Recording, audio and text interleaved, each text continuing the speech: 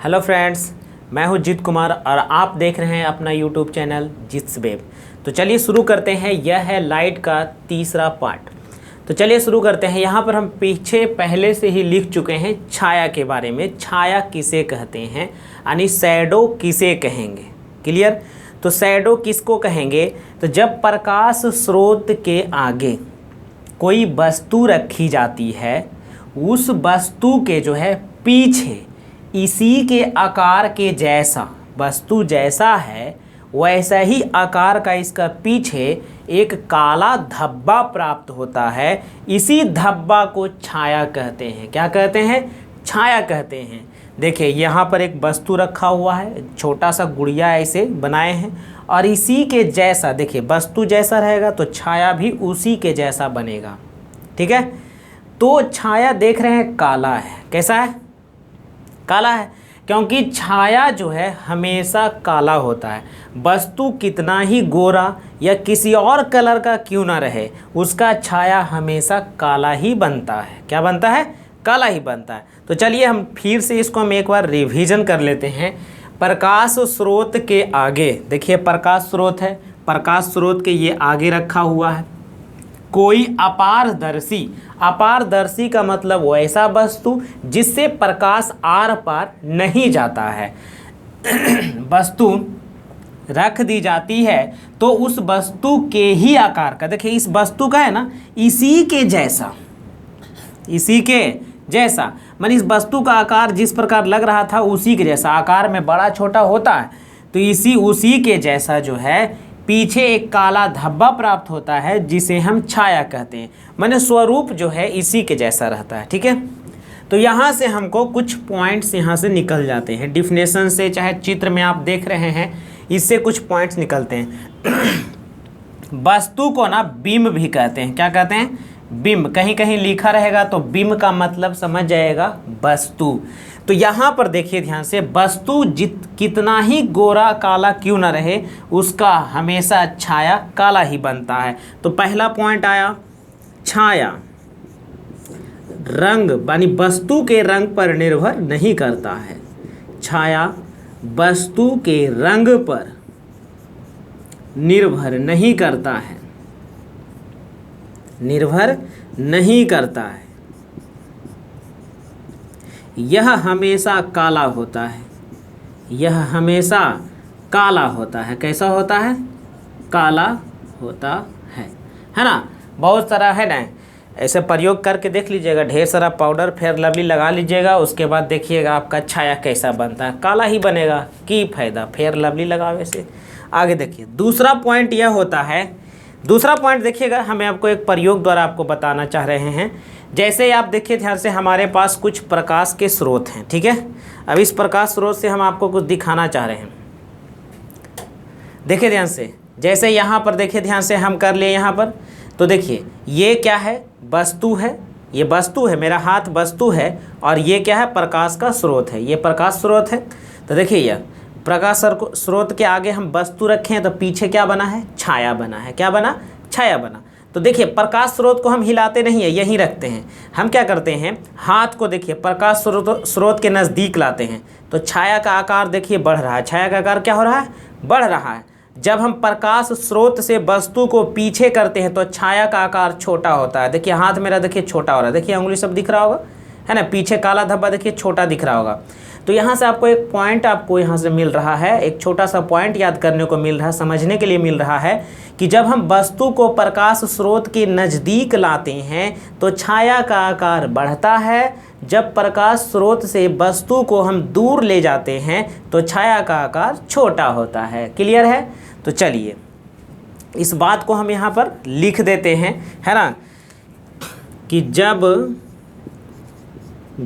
वस्तु प्रकाश स्रोत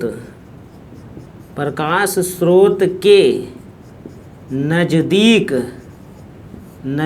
आता है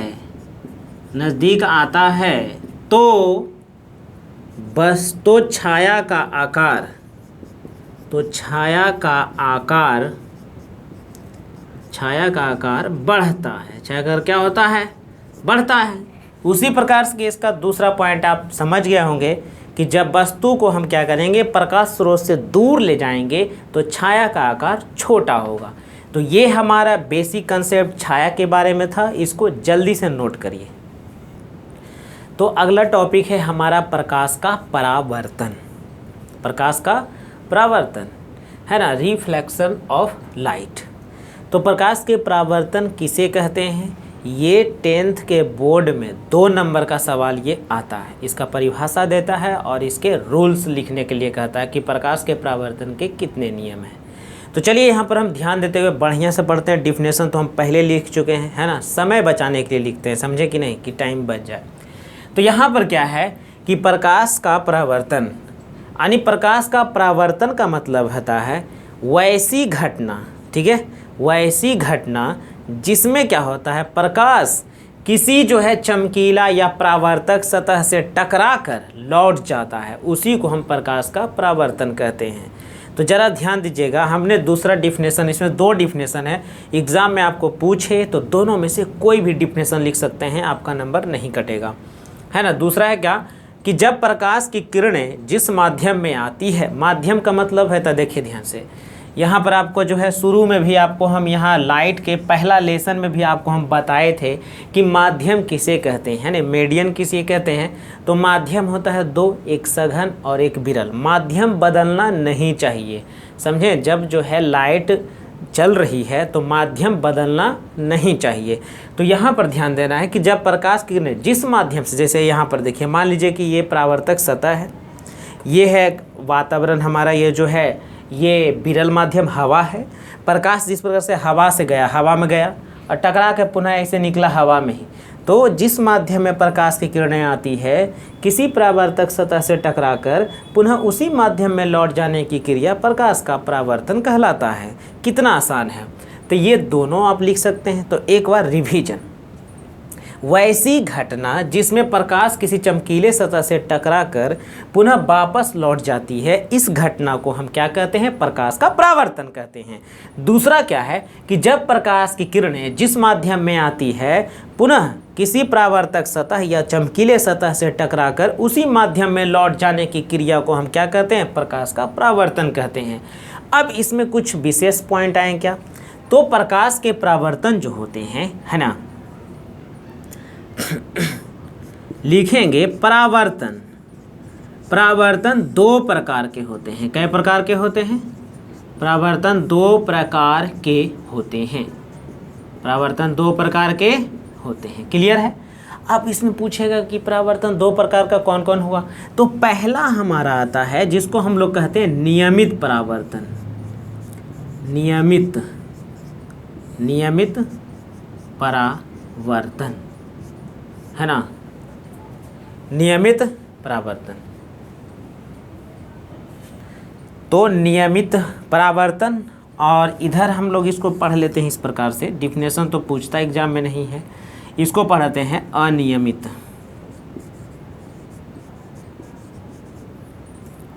अनियमित परावर्तन, अनियमित परावर्तन। ध्यान दीजिएगा, इसको हम लोग क्या करते हैं ना, डिफरेंस मतलब अंतर के व्यू से समझ जाते हैं। तो नियमित परावर्तन का कुछ इस प्रकार होता है कि नियमित परावर्तन जैसे दे दे तो हम कैसे करेंगे। तो नियमित परावर्तन कुछ इस प्रकार से समतल एक प्लेन होता है, मिरर है, इस प्रकार देखिए, ये जो नीचे लिख रहे हैं ना, इसको हम लोग कहते हैं रंगा भाग। कौन भाग, ये रंगा हुआ है, समझे, नीचे जो है ना इस तरह से डिजाइन है, तो ये पेंट किया हुआ है, रंगा हुआ है। अच्छा, इसमें क्या है ना कि इसमें स्केल का है, जैसे देखिए, अब इसमें क्या है कि इसमें किरणें जो है इस प्रकार से समानांतर आएगी, सभी किरणें इस प्रकार से समानांतर आएगी, सभी किरणें इस प्रकार से समानांतर आएगी, ठीक है। और ये समानांतर लौट भी जाएगी, इस प्रकार से निकलेगी ऐसे टकरा के, ये भी इस प्रकार से निकलेगी और ये भी इस प्रकार से निकलेगी। मतलब इसमें जो है किरणें जो है सब आती है, आती हुई किरणें हैं, और ये जो है परावर्तित किरणें। तो परावर्तन देखो किस प्रकार से, नियमित रूप से सभी एक जैसा परावर्तन है, यानी यहाँ पर परावर्तन जो हुआ है वह एक जैसा है, सब पैरेलल में निकला है, सारा जो है रिफ्लेक्ट जितना भी लाइट हुआ है सारा जो क्या है कि एक मतलब समानांतर नहीं, पैरेलल है एक दूसरे का, एक समान लग रहा है। अच्छा, इसमें देखिए क्या है, अनियमित में क्या है कि उसमें सतह जो होता है इस प्रकार से वक्र होता है। इस प्रकार से समझ ही गए, नीचे इस प्रकार से डिजाइन रहेगा तो आपको समझ जाना कि ये रंगा हुआ है। कैसा भाग है ये? रंगा हुआ है। ये चमकीला सतह है या हमारे पास इस प्रकार से एक ऐनक या है, कुछ भी है, रंगा हुआ है इस प्रकार का, ठीक है। अब इसमें क्या है कि किरणें तो सब आती है एक जैसी, ठीक है। यहाँ से भी ऐसे आएगी, यहाँ भी ऐसे आएगी, यहाँ भी ऐसे आएगी, है ना, ऐसे आएगी, तो ऐसे आएगी। तो यहाँ से क्या होगा, परावर्तन देखिए इस प्रकार से होगा, एगो निकलेगा ऐसे, यहाँ पर एगो ऐसे आ गया तो एगो निकल जाएगा, इस प्रकार से रिफ्लेक्ट हो जाएगा, ऐसे ऊपर की ओर हो जाएगा, यहाँ से आ जाएगा तो ये रिफ्लेक्ट हो जाएगा इस प्रकार से। तो देखो यहाँ पर प्रकाश का परावर्तन जो है किस प्रकार से, सब किरणें तो आया था एक जैसे समानांतर पैरेलल, लेकिन देखो ये सब किरणें, ये तीनों किरणें जो है जो प्रकाश के परावर्तन को दिखा रहे हैं, वो प्रकाश का परावर्तन जो है किस प्रकार से है, तो अनियमित रूप से है, जैसे तैसे है, पैरेलल नहीं है। तो यहाँ पर जो है आपको एक बात याद रखना पड़ेगा कि नियमित परावर्तन समतल सतह से होता है, यानी प्लेन से होता है, समतल सतह।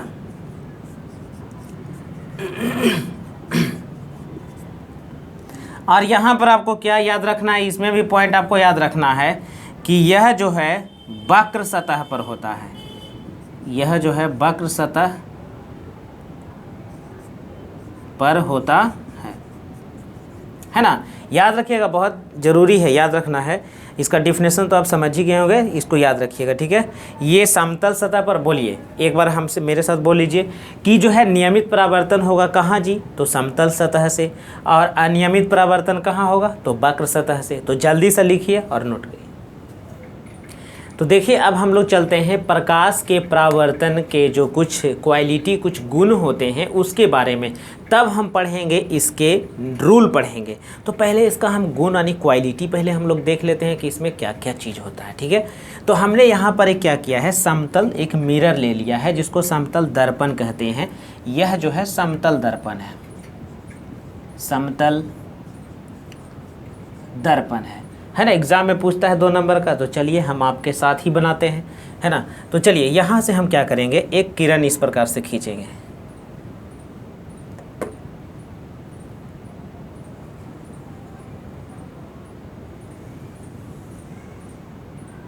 ठीक है। ये किरण को हम बोलेंगे, पहले बिहारी लैंग्वेज में पूरा बढ़िया सीखिएगा, ये किरण को बोलेंगे आने वाली किरण, है ना। आवे वाला जरा कहता है, समझ में कर रहे होंगे।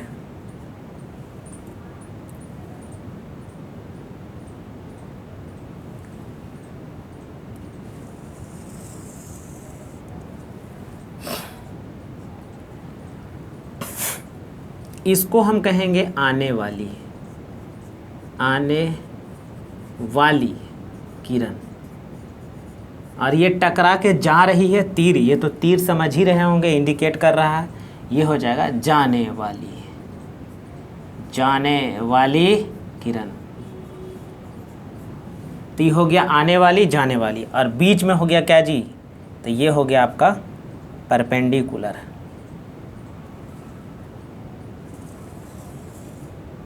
है ना। बीच में हो गया, इसको हम बोलेंगे अभिलंब, अभिलंब, या इसी को आप परपेंडिकुलर कहिए। तो चलिए ध्यान दीजिएगा, देखिए ध्यान से, पहला रूल, हम जैसे जैसे रूल आपको बताएंगे, चित्र को बढ़िया गौर से देखिएगा, ठीक है। पहला ऐसी जनरली भाषा, ठेठ भाषा में बोलिए, आप कैसे बोल सकते हैं, जनरली साधारण लैंग्वेज में जैसे आप बोलते हैं, तो यही कहिएगा आने वाला किरण, जाने वाला किरण और अभिलंब तीनों किसी समतल दर्पण या परावर्तक सतह के एक ही बिंदु पर होता है। कितना बिंदु पर होता है, एक ही बिंदु पर होता है। तीनों लाइन एक वाला है ना, यानी आवे वाला, जावे वाला, ऐसे बोलिएगा तो ऐसे नंबर काट लेगा ना। ये तो याद करने के लिए हम लोग ऐसे बोलते हैं, पहले बोलने के लिए सीखिए, ठीक है, फिर उसको अच्छा करने के लिए आपको खुद ब खुद आ जाएगा। तो यहाँ पर हम बोलेंगे इसको, इसी को हम लोग किताबी भाषा में कहेंगे आपतित किरण, आपतित किरण, आपतित किरण। आने वाला किरण को ही हम कहते हैं आपतित किरण, और जाने वाला किरण को कहते हैं परावर्तित किरण, परावर्तित किरण, है ना, परावर्तित किरण। क्लियर है यहाँ तक? तो इसको एक बार जरा सा बढ़िया से हम लोग बोल लेते हैं। आपतित किरण, परावर्तित किरण तथा अभिलंब किसी परावर्तक सतह के एक ही तल बिंदु पर होता है, इसे हम परावर्तन के पहला रूल कहते हैं। क्लियर है? तो चित्र के साथ समझते जाइएगा, ठीक है। पहले हम इसका गुण पढ़ रहे हैं। अच्छा, इसके बाद जो है ये वाला जो एंगल बनता है आपतित किरण और अभिलंब के बीच जो एंगल बनता है, इसको हम लोग कहते हैं आपतन कोण, क्योंकि आपतित किरण के साथ बन रहा है तो इसको हम कहेंगे आपतन कोण। कौन कौन? आपतन कोण। और ये वाला जो आपका इधर बना, ये परावर्तित किरण अभिलंब के बीच एंगल बन रहा है तो इसको हम कहेंगे परावर्तन कोण। इसको हम कहेंगे परावर्तन कोण। क्लियर है ना? इसको हम लोग I द्वारा और इसको R द्वारा सूचित करते हैं। क्लियर? तो इसको हम बारी बारी से ढंग से लिख लेते हैं। मानते हैं इसका पॉइंट A है, O है, ये है B है, बीच वाले को C कहते हैं। तो सारे बिंदु को यहाँ पर जितने भी इसके गुण दिखाई पड़ रहे हैं सबको हम बारी बारी से लिख लेते हैं। तो पहला हमको दिखा क्या जी? A मेन समतल दर्पण है ना। पूछेगा जी समतल दर्पण, समतल दर्पण क्या है जी? तो A मेन। जैसे यहाँ पर चित्र के साथ जैसे हम बोलेंगे समतल दर्पण A मेन है, तो कहाँ है? कहाँ है? यह है, यह A मेन। देख लो कि तुरंत देख लो के एकदम। दूसरा पॉइंट को जी, दूसरा पॉइंट इसको हम लोग कहते हैं अभिलंब केंद्र, या तो कहते हैं आपतन बिंदु। इसको हम लोग कहते हैं आपतन बिंदु। देखिए ध्यान से, आपतन, आपतन बिंदु। अब करो दिमाग में चल रहा होगा परावर्तन बिंदु क्यों नहीं कहेंगे? हाँ कहेंगे, लेकिन आपतन पहले किरण आपतित होती है, अपने से परावर्तित नहीं जाती है, पहले आती है तो नहीं जाती है। तो यहाँ पर होगा क्या? आपतन बिंदु। तो ये हो गया आपतन बिंदु, क्या हो गया? O है। क्लियर है? तीसरा पॉइंट, तीसरा पॉइंट क्या है कि आपतित किरण, आपतित किरण, आपतित किरण क्या है जी? तो है क्या? AO, चाहे OA बोलिए। अच्छा, उसके बाद क्या है जी? परावर्तित, परावर्तित किरण क्या है जी? तो परावर्तित किरण क्या है? देखिए ना, इधर गया है OB, तो इसको हम लिखते हैं BO, चाहे OB लिखिए, कोई दिक्कत नहीं। अच्छा, तीसरा पॉइंट क्या है जी? अभिलंब क्या है जी? तो OC है ना, OC अभिलंब। अभिलंब को ही परपेंडिकुलर कहते हैं, है ना। OC है, क्या है जी? OC। अच्छा, इसके बाद इसमें और क्या दिख रहा है जी आपको क्वालिटी? तो इसमें देखो ना एंगल बन रहा है। क्या बन रहा है? एंगल बन रहा है। तो हम इसको कहेंगे आपतन कोण, आपतन कोण। तो आपतन कोण जरा देखिए, देखिए ध्यान से देखिएगा यहाँ पर। देख, तुम नहीं देख रहा? देखो इधर से, AOC, AOC, AOC का ये वाला, तो इसी को हम लिखेंगे कोण AOC, जिसको हम क्या कहते हैं जी? I द्वारा सूचित किए हैं ना। फिर देखिए ध्यान से। अच्छा, उसके बाद है परावर्तन, परावर्तन कोण क्या है? तो देखिए BOC, BOC है ना, R द्वारा सूचित किए हैं। तो कोण BOC बराबर क्या है जी? R, है ना। तो ये जो है आपका, इतना आपको पहले याद रहेगा, कंसेप्ट आपके माइंड में रहेगा, तो परावर्तन का रूल तो आप आसानी से बता सकते हैं। देखिए एक बार हम परावर्तन का रूल बोलते हैं और उसको इसके बाद हम लिख देंगे, ठीक है। ध्यान से सुनिएगा, देखिए ध्यान से। आपतित किरण, परावर्तित किरण और अभिलंब तीनों किसी परावर्तक सतह के एक ही तल बिंदु पर होते हैं, इसे परावर्तन के पहला नियम कहते हैं। क्लियर है? दूसरा रूल हम लोग कैसे बोलेंगे?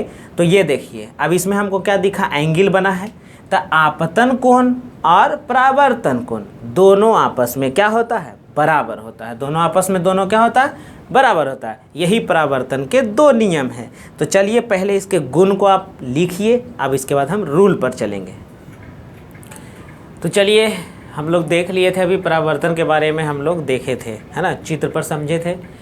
तो चलिए, हमारा जो है ये ऊपर जो हम लिखे हैं ये सवाल भी आता है और ये हम पॉइंट के जैसा भी बताए हैं।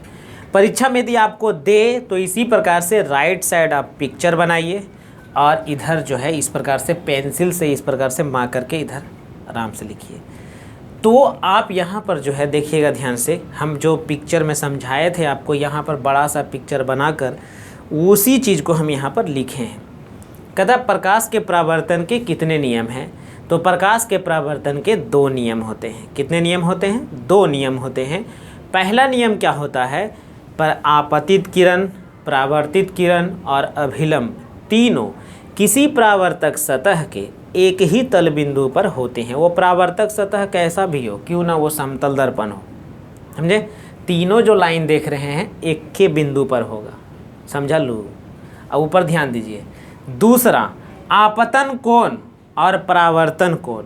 आपतन कोण और परावर्तन कोण दोनों आपस में बराबर होते हैं।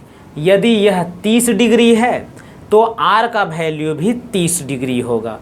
यदि यह 60 डिग्री है तो आर का वैल्यू यानी परावर्तन कोण भी 60 डिग्री होगा। अर्थात हम यहाँ पर कह सकते हैं कि इसीलिए कोण आई बराबर कोण आर, ये दोनों आपस में क्या है? बराबर होता है ना? ये दोनों एंगल बराबर होता है। तो ये था हमारा प्रकाश के परावर्तन के 2 रूल। तो यहाँ से हम कुछ डिफिनेशन तो हम आपको लिखाएंगे नहीं, है ना, क्योंकि लिखने में समय जाएगा। आपको हम सिर्फ एक बार बोल कर बताते हैं।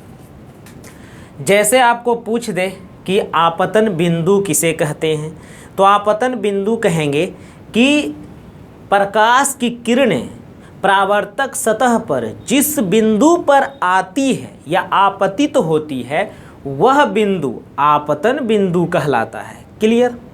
दूसरा आपसे पूछे कि आपतन कोण किसे कहेंगे, तो आपतित किरण और अभिलंब के बीच बने कोण को आपतन कोण कहेंगे। क्लियर? तीसरा पूछेगा परावर्तन कोण किसे कहेंगे, तो परावर्तित किरण और अभिलंब के बीच बना एंगल या कोण परावर्तन कोण कहलाता है ना? तो इसी प्रकार से जो है डिफिनेशन ऐसा छोटा मोटा देता तो है नहीं, लेकिन जानना बहुत ज़रूरी है ना? ये बेसिक नॉलेज है, तभी आप लेसन में आगे बढ़िएगा। तो ये बढ़िया से इसको लिख लीजिए। ये 2 नंबर का क्वेश्चन भी आता है ना? क्वेश्चन इस प्रकार देगा कि प्रकाश के परावर्तन से आप क्या समझते हैं, इसके कितने नियम हैं। तो आसानी से आप लिख सकते हैं, है कि नहीं? नहीं लिखिएगा तो समझ जाइए क्या करेंगे। जल्दी से लिखिए। तो चलिए, हमारा प्रकाश के परावर्तन के बाद हमारा अगला टॉपिक है प्रतिबिंब यानी इमेज, यानी प्रतिबिंब हम किसे कहेंगे। तो यहाँ डिफिनेशन हम लिख चुके हैं, ठीक है, लिख दिए हैं पहले से, है ना? जब किसी बिंदु वस्तु से आ रही प्रकाश की किरणें, है ना, परावर्तन या अपवर्तन के बाद जिस बिंदु पर कटती है या कटती हुई मालूम पड़ती है, उसे उस बिंदु का क्या कहते हैं? प्रतिबिंब कहते हैं। तो यहाँ पर देखिए ध्यान से, कुछ यहाँ पर जो शब्द लिखा गया है उसको आपको समझाते हैं। ये है बिंदु वस्तु। बिंदु वस्तु का मतलब है जैसे हम हैं तो हम बड़ा वस्तु हैं। किसी बिंदु स्रोत कहीं दूर से भी बिंदु के जैसा हो, चाहे वो वस्तु बड़ा हो या छोटा हो, है ना, उससे आ रही प्रकाश की किरणें पहले जानते हैं हम आपको दिखते कैसे हैं। तो यहाँ पर जैसे ही लाइट हम पर पड़ता है तब आपके आँख में जाता है, तब दिखाई पड़ता है। तो वस्तु से पहले लाइट आता है ना, तब यहाँ पर क्या प्रकाश आ रही प्रकाश की किरणें, परावर्तन तो आप समझ ही रहे हैं, या अपवर्तन, अपवर्तन नहीं समझ रहे हैं। क्लियर? रिफ्रैक्शन होता है और रिफ्लेक्शन होता है, ठीक है। तो अपवर्तन समझने के लिए छोटा सा समझाते हैं आपको कि इस प्रकार से देखिए, ये है आपका जल, ये आपका क्या है? जल है। ये पानी है, ये क्या है? आपका पानी है। और ये ऊपर में हवा है। तो जब प्रकाश की किरणें इस प्रकार से हमारे परपेंडिकुलर है, ऐसे आती है, तो ये माध्यम बदलती है, अभिलंब की ओर मुड़ जाती है। जाना चाहिए था बेचारा को इस प्रकार सीधा जाना चाहिए था, लेकिन रियल में इस प्रकार चलाता है, अभिलंब से ओर मुड़ जाता है। तो यहाँ पर देखिएगा ध्यान से, माध्यम बदला, तो माध्यम जैसे देखिए, एक माध्यम से दूसरे माध्यम में जाना क्या कहलाता है? अपवर्तन, ठीक है। और परावर्तन जो होता है एक ही माध्यम में होता है, बस यही फ़र्क याद रखिएगा। तो इमेज जो हम लोग पढ़ेंगे, प्रतिबिंब पढ़ेंगे, वो तो सिर्फ हमको दर्पण में नहीं पढ़ने का रहता, वो तो आपको क्या है? तो लेंस में भी पढ़ने का रहता है, और लेंस में होता है अपवर्तन।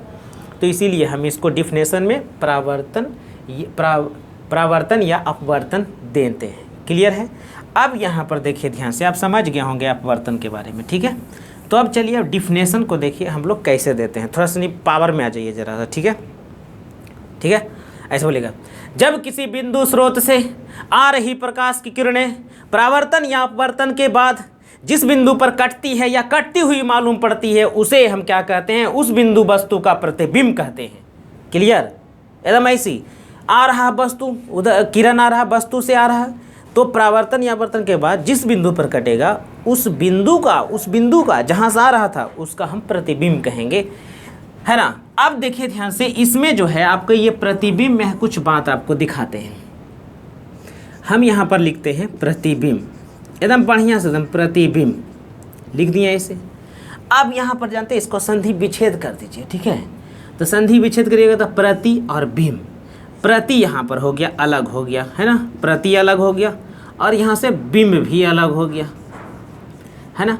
प्रति का मतलब होता है उसी के जैसा, प्रति का मतलब क्या होता है, उसी के जैसा, उसी के जैसा, है ना। हिंदी में जैसे फोटोकॉपी कराने जाते हैं आप, तो उसको क्या कहते हैं, कुछ लोग बोलेंगे कि इसका एक प्रति निकाल के लाइए। प्रति का मतलब जैसे अगर किसी पेज का फ़ोटोकॉपी करना, ठीक है, जैसे हमारे पास ये पेज है, ये हमारे पास पेज है, हम चाहते हैं इसका फ़ोटोकॉपी निकालें, तो आप तो बड़ा इंग्लिश मीडियम वाला है, जाइए कहिए फ़ोटोकॉपी कर दो।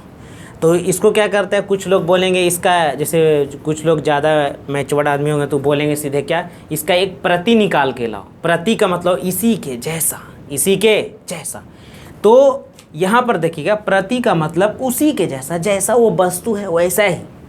और ये बिंब का मतलब है वस्तु, बिंब का मतलब हम पहले भी बता चुके हैं, वस्तु। तो याद रखेंगे, बिंब का मतलब वस्तु, यानी उसी के जैसा दिखाई पड़ता है, जैसे हम हैं वैसे ही दिखाई पड़ेगा। अब थोड़ी हम ऐसे हैं, आईना में गए तो डायनासोर नज़र आएगा, ऐसा तो नहीं होगा कि आईना में गए तो ऐसे यह डायनासोर दिख रहा है, ऐसा तो नहीं होगा। तो उसी के जैसा ये बनता है।